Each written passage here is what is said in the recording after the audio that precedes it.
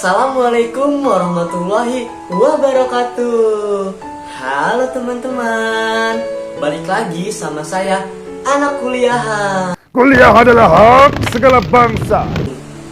Perkenalkan, nama saya Fikri Hardiansah. Saya dari mahasiswa Universitas Pancasakti Bekasi, Fakultas Ekonomi dan Bisnis, Prodi Manajemen dengan nomor NIM 28921500062. Pada kesempatan kali ini saya akan membahas tentang surah Al-Anfal ayat kedua sampai ayat keempat untuk memenuhi tugas ujian akhir semester dengan mata kuliah Pendidikan Agama Islam dengan dosen pengampu Bapak Muhammad Rosidi, SEMM. Dan di sini saya akan menjelaskan terlebih dahulu apa isi kandungan dan makna dari surah Al-Anfal. Surah Al-Anfal adalah surah yang diturunkan di kota Madinah, sehingga digolongkan ke dalam surah Madaniyah.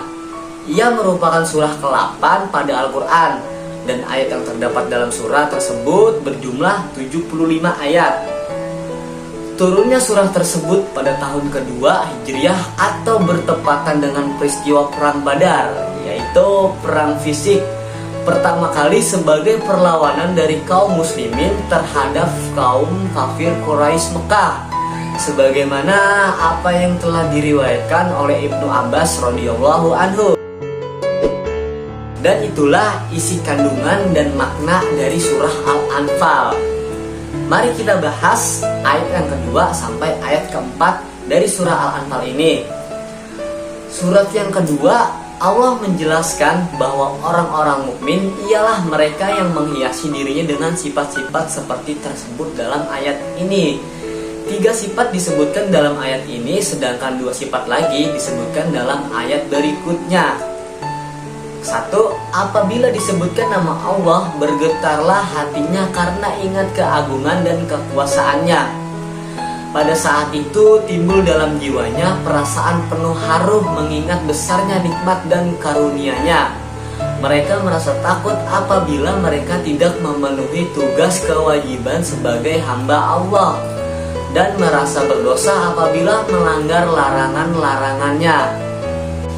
Bergetarnya hati sebagai perumpamaan dari perasaan takut adalah sikap mental yang bersifat abstrak, yang hanya dapat dirasakan oleh yang bersangkutan dan hanya Allah sendiri yang mengetahuinya. Yang kedua, apabila dibacakan ayat-ayat Allah, maka akan bertambah iman mereka. Hal ini terjadi karena ayat-ayat itu mengandung dalil-dalil yang kuat yang mempengaruhi jiwanya sedemikian rupa, sehingga mereka bertambah yakin dan mantap serta dapat memahami kandungan isinya, sedang anggota badannya tergerak untuk melaksanakannya. Dalam ayat ini terdapat petunjuk bahwa iman seseorang dapat bertambah dan dapat berkurang sesuai dengan ilmu dan amalnya. Dan yang ketiga, bertawakal hanya kepada Allah yang Maha Esa, tidak berserah diri kepada yang lainnya. Tawakal merupakan senjata terakhir seseorang dalam mewujudkan serangkaian amal setelah berbagai sarana dan syarat-syarat yang diperlukan itu dipersiapkan. Hal ini dapat dipahami karena pada hakikat segala macam aktivitas dan perbuatan hanya terwujud menurut hukum-hukum yang berlaku yang tunduk di bawah kekuasaan Allah. Maka tidak benar apabila seseorang itu berserah diri kepada selain Allah. Dan itulah penjelasan dari ayat yang kedua dari surah Al-Anfal tersebut. Sekarang kita lanjut ayat yang ketiga.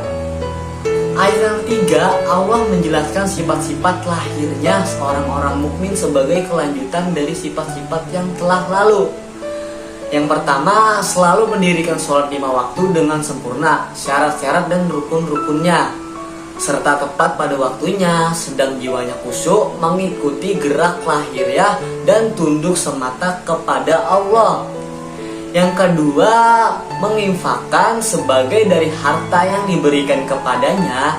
Yang dimaksud dengan membelanjakan harta dalam ayat ini ialah meliputi pengeluaran zakat, memberi nafkah kepada keluarga dekat ataupun jauh, atau membantu kegiatan sosial dan kepentingan agama serta kemaslahatan umat. Dan ayat yang keempat, Allah menegaskan bahwa orang-orang yang menghiasi dirinya dengan sifat-sifat tersebut adalah orang-orang mukmin yang sejati. Ibnu Han menjelaskan bahwa sifat-sifat ini adalah sifat-sifat yang dapat diketahui orang lain dari dirinya. Maka apabila seseorang mengetahui bahwa dirinya telah beriman kepada Allah, kepada Rasulnya Muhammad SAW, dan meyakini bahwa apa yang dibawa Nabi itu benar, sedang orang itu mengingkarkan semua pengakuannya itu dengan lisan, maka ia wajib mengatakan bahwa ia telah menjadi orang mukmin yang benar.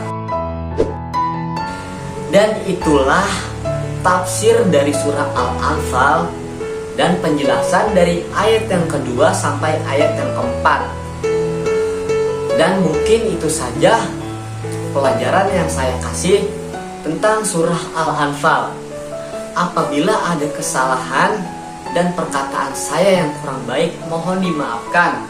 Yang salah datangnya dari saya, yang benar datangnya dari Allah Subhanahu wa Ta'ala. Semoga kita semua diberikan kelindungan, diberikan kesehatan, diberikan ketakwaan lagi kepada Allah. Billahi taufiq wa hidayah. Wassalamualaikum warahmatullahi wabarakatuh.